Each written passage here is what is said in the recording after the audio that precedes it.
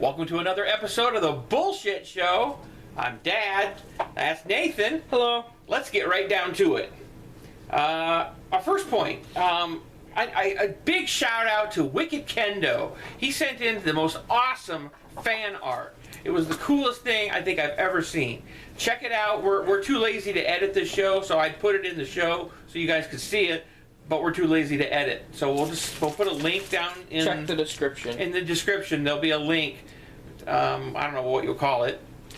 Wicked Kendo fan art, I guess. But check it out. It's really cool. It's even got Anchor Baby in it. 2 dad thumbs up to Wicked Kendo. Okay. Next topic. Playboy. What the fuck? Man. Playboy has announced that they are no longer going to publish naked pictures of women. What? What? I mean, that's like National Geographic saying they're not going to publish any more pictures of wild animals. Or Sports Illustrated saying, well, we're not going to show pictures of football anymore. I mean, isn't that kind of what Playboy was built on? Isn't that kind of what people look at Playboy for? They claim that because the proliferation of the internet, you can get nude pictures everywhere, which you can, thank God. Remember Chatterbait. And, sorry, I have an itch. But it just wouldn't be Playboy without the naked chicks. They claim they're still going to publish erotic and provocative photos, but just no nudity. They're trying to become a legitimate magazine so that they can link to social media like Facebook and other places that ban them now because they show nudie pictures. That's what they're trying to do. And to their credit, Playboy always did have great articles and great interviews. And yes, I read the magazine for the interviews and the articles, not just the nudie pictures. To be perfectly honest with you, I never liked Playboy nude pictures. They were always so retouched, and recently they're photoshopped, and they're terrible. I prefer Penthouse, and actually I prefer Hustler, to be honest with you. I like them hardcore and sleazy. Next topic. Well, today is Tuesday, the October the 13th, and tonight will be the first Democratic debate, Democratic Party debate. Not that the first debates were very democratic. That was a Trump joke. Anyways, it's going to be Hillary and Biden and 3 other people that we don't have any clue who the hell they are. Really? And they don't have a choice. Biden is going to join? Oh, did I say Biden? I meant Bernie. Oh man, that's the ultimate faux pas right there. You're going to be feeling the burn. I said Biden. Oh no, speaking of Biden, it's time, Joe, to shit or get off the pot, okay? You're teasing us. Enough's enough, okay? Everybody seems to think that you're going to run. Now, either do it. I mean, you're missing out on the first debate here. So, as a wise old Morning Joe once said, if you're gonna run, say you're gonna run and stop playing games. Yeah, exactly. You know, just like I said, shit or get off the pot. So, but anyways, the debate will be interesting. It's going to be bitch on wheels Hillary and meek. Feel sorry for me because I'm from Vermont, Bernie, and then like I said, 3 other people that don't have a hope in hell of ever being president. God, no. Not even vice presidential material, from what I can tell. Maybe Michael Mallory, possibly, but he would never want to be. There's more than Hillary and. Yeah, there's actually 5 people in this debate, and to be honest with you, I don't have a clue who the other 2 are. So it'll be interesting, but hopefully the other people don't use up too much time. But somebody made a comment on the other day on one of the episodes that Hillary pisses them off. And you know what? Hillary pisses me off too. You know, I'm a Democrat, and like I say, ultimately, if she's the Democratic Party's nominee, I would have to vote for her because I'd be voting against Trump. But Hillary does piss me off. And there's a reason why. Because she has this sense of entitlement. She feels like she has earned the right to be president. Because I was first lady and because I was a mediocre secretary of state, I've earned the right to be president. That's bullshit. I don't like people who feel like they're entitled to things. They're very arrogant and very snobby. So hopefully tonight, maybe she will change her image a little bit. Hopefully she doesn't try to attack Bernie too much, because Bernie comes across as kind of meek and kind of like a little puppy dog that wet on the floor. Oh, don't attack me. And it'll backfire if she tries to attack him, because people are going to feel sorry for him, and his poll numbers are going to go up, which they really don't have. They have a lot of room to go up. I mean, he's already winning in New Hampshire, but of course he's from Vermont, so maybe that has something to do with it. But go Bernie. Syria and Russia. Putin, in an interview yesterday, said that yes, indeed, the phone is ringing. That's a first. Yes, indeed, their mission in Russia is to solidify the dictatorship, which of course they didn't use that word, but dictatorship of Assad. No shit. I mean, it was obvious that was what they were doing from the start. And basically what we've got on our hands here, folks, is a proxy war between the United States and Russia. And this is going to get really bad really quick. I mean, it already is. Russia's only been involved for 10 days, and it's already escalating. I mean, yesterday, the United States airlifted 50 tons of ammunition and small arms to the Syrian rebels, who are the people that the Russians are bombing, even though they claim they're bombing ISIS, or ICE, or IS. Now they go by ISIL. Now they go by Islamic State, IS. So, the group can't even make up their mind what they want to be called. Don't play with Mr. Belvedere. Would you like to show off Mr. Belvedere real quick? This is my stuffed toy from when I was younger. This is Mr. Belvedere, my frog. I got him when I had my wisdom teeth out when I was 20 or 21.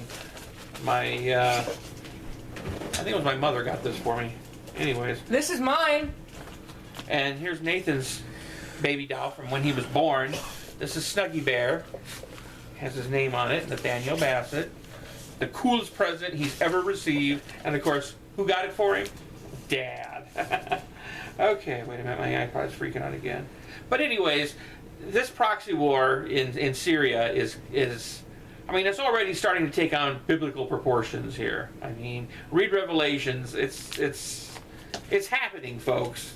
We're in the end times, as Ben Carson acknowledged the other day, that we're in the end times. He's such a wise old man. I still think every time he speaks, he sounds like he's about to fall asleep. Yeah, he's a snooze fest. Anyway, Syria. That kind of leads us into the next topic. Our friend Stefan from Deutschland wanted to know what I thought about Germany and their role of taking in refugees, particularly Syrian refugees that are coming in. And like I said, I responded to Stefan that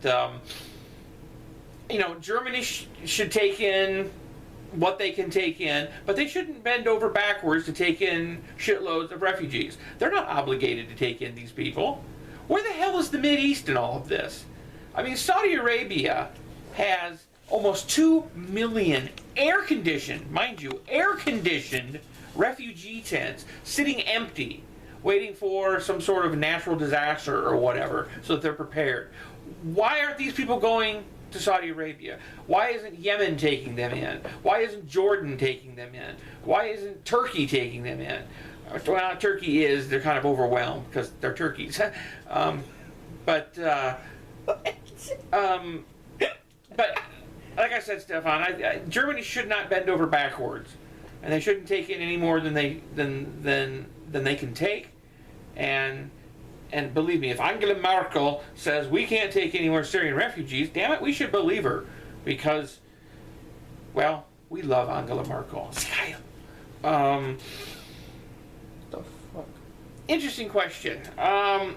Sid CA asked me a question about the fact that, well, how do I summarize it? Life is pointless, and human existence is pointless because we're on the verge of destroying ourselves, and there'll be nothing left. And essentially, Sid, what you're asking me about is what it boils down to: existentialism. And if you're not familiar with the theory of existentialism, you can go and you can read Jean-Paul Sartre or Heidegger or Kierkegaard or some of that crap, but that's boring as hell. What I would recommend is to find a copy of Ernest Hemingway's short story called A Clean, Well-Lighted Place. Read it. It's not that long. Read it. You'll understand what that story is. Existentialism explained just in the story.